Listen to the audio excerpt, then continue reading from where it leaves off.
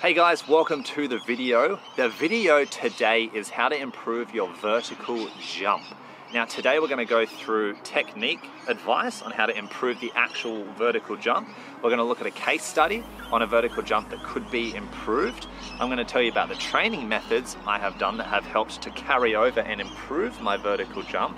And then I'm also linking to my program, just released, a program to follow that uses methods that have worked for me that help to improve vertical jump. We're talking weighted training, plyometrics, it's all in there. Just follow the link below and let's get right into it.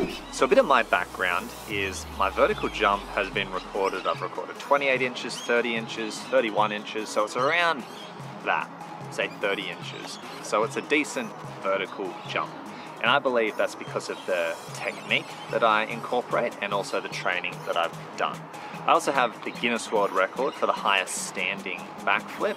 So I hope that this advice that I can give you guys helps to carry over and improve your vertical jump and therefore your power output in sports and physical activity. So let's start with talking about the technique of a vertical jump. What we want to do is we want to stand with our feet about shoulder width apart. We're squatting like a partial squat. You'll find that if you squat a quarter down or even halfway down, or you don't even squat much, you can still generate a lot of power from that. I would say halfway would be probably as deep as you would want to go. Second thing to be mindful of is as you go down, my arms come back as I squat down, feet shoulder width apart. Obviously, mobility in the shoulder, flexibility in the shoulder will limit how far, but we're trying to get them back as far as they can. My spine is relatively straight, albeit on an incline, and that's the stopping position. From there, everything is going up. Now we are on the ascent, we are jumping up. We want to get as long as possible. We want to stretch and reach up to the sky as high as we can. The arms swing straight. They come around and straight up, so our shoulders are by our ears. Next thing you want to think about, and this is the most important part of the straight jump, is hip extension. We are in the squat, our hips angle is closed, and as we come up, we are opening up the hip angle. We are also squeezing our glutes as hard as we can, activating them, kind of in a thrusting type of motion. It is also good to use feedback. So look at where you're jumping from and see where you land. And if you might be jumping to the front, to the back, or to either side, and that gives you feedback that you're losing potential height that could have gone up, out in a different direction. So it gives you feedback on how to fix it and improve it. Let's look at a case study now. Let's go to the computer. Let's boot it up and have a look at this one. So we have 3 videos of the same person, a gentleman who's given my permission to have a look at their videos and analyze the technique so that it can help the rest of you guys. We're going to look at the one with the most mistakes first. I think that will be the most helpful. So this one here, and it is kind of unfair to judge this one off the bat as his straight jump because he's trying to measure it. And when you're trying to measure it, there's certain errors you can make because you're focusing on touching that higher point on the wall rather than the vertical jump.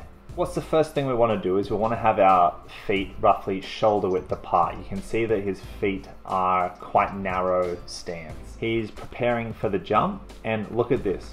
Look at this jump here. That's obviously not his vert jump. That's in preparation. I used to do this all the time before I did my vertical jumps. If I'm not thinking, you might even notice me doing it still to this very day. So remove that prep jump and have a wider stance.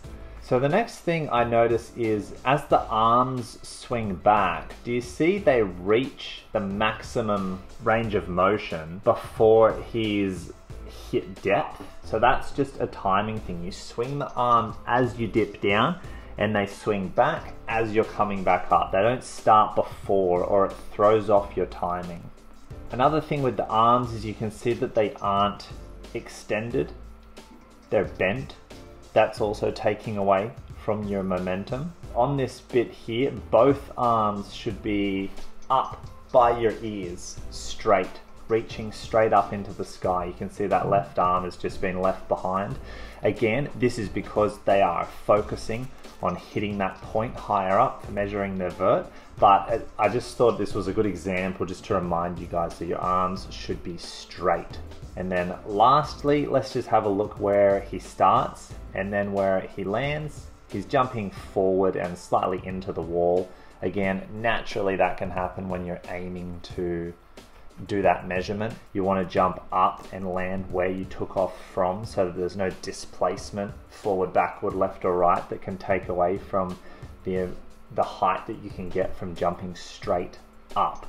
So let's look at an example of his straight jump in general. It's quite good in terms of using the hips, using the arms. You can see they're fully extended and his body is completely extended as he goes up. But the main things to fix here is to have that wider shoulder width stance. And I can't fault too much else with that. And just having a look at this final one, you can see he still has that little prep jump that sneaks in there. His feet are still quite narrow, but you can see that there's quite a good bit of hip explosion.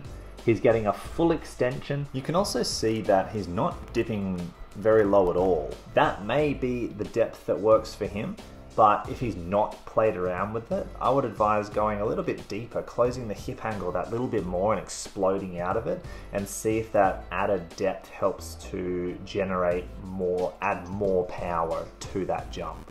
So looking at all these three jumps and just evaluating what he could do moving forward, it would be to work on mainly just have a wider stance.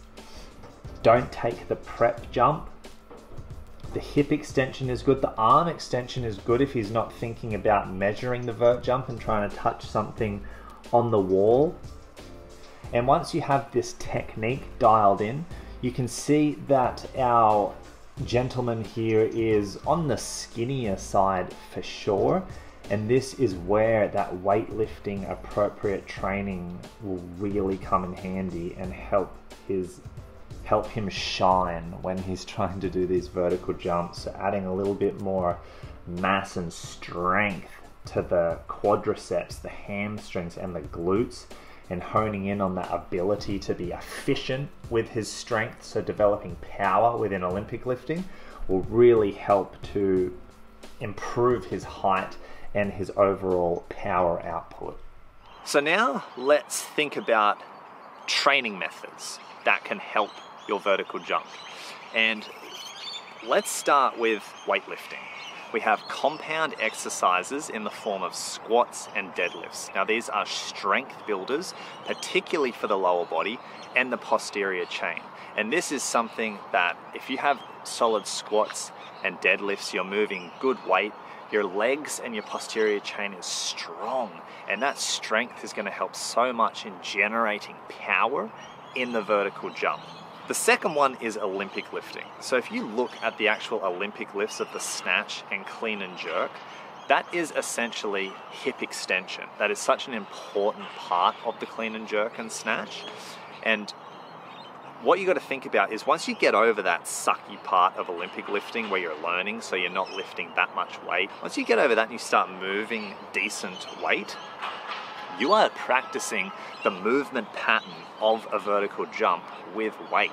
So to be practicing all that time, when you come away and go to your vertical jump again, you're now, it's like Goku's taken the weighted clothing off.